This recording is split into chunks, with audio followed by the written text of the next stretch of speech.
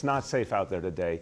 So vaccinations are canceled today. They're also going to be canceled tomorrow. Based on what we are seeing right now, we believe that tomorrow getting around the city will be difficult.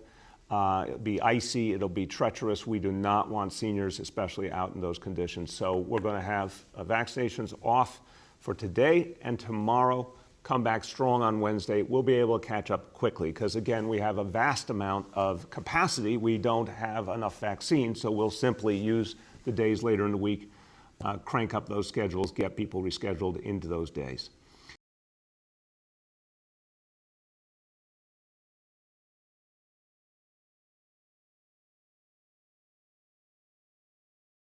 The biggest stories the moment they happen from around the globe. Subscribe to Bloomberg Quicktake now for insight in an instant.